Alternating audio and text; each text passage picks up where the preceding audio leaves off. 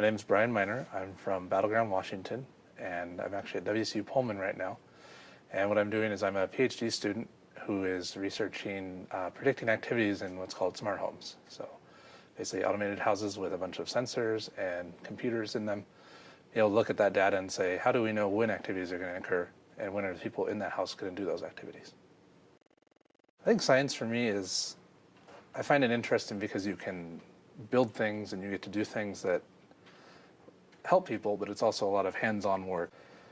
Being able to do things that will benefit people, that's why I really like the smart home, is because there's clear benefits from it for people to be able to, people with Alzheimer's, people who have difficulties just living in their home, being able to help them with those kind of things and find solutions to being able to make their lives better. I think one of the first times I really remember being interested in science stuff was my grandpa's actually an electrical engineer. So, he worked at Boeing for a few years, a lot of years actually. And so when we went up to his house, he would always in his basement have a bunch of circuits and multimeters and different things just to tinker with. And he let me tinker with them with him. And just seeing that he was able to make these things with these electronics and build something new or something creative was kind of caught my attention even at a young age. I think what really drives me a lot nowadays is, I think just every day coming in and being able to collaborate with a lot of people. I've been in programs where we're able to collaborate with people from psychology, people from different engineering groups, even people from a bunch of different fields, even outside of those, and be able to collaborate with those people and really build those relationships and build that connection has been really useful and really exciting to me. Seeing how their experiences are valid and useful input for how the things that we're doing, how those things should be shaped and how they should be built or should be designed to interact with people. I can pretend that I took it off.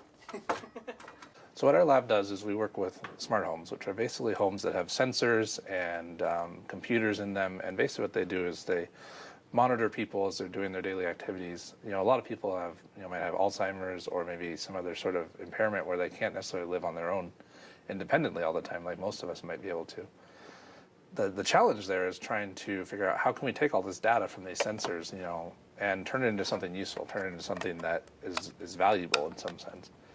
And so what we're trying to do is take that data and find computer algorithms that can look at the data, make models, and then be able to do useful things like predicting when activities are going to occur, detecting what activity is happening now, maybe sending reminders to people like, it's time to take your medicine or it's time to, to leave for your appointment, things like that. So what we're looking at here is the timing, the prediction timings for our smart homes. So these are the different activities that are being predictive. You can see there's things like bathing, cooking, eating, and hopefully the long-term goal being that people can stay in their homes longer, live more independently, and also improve things like energy efficiency and just the quality of life for everybody.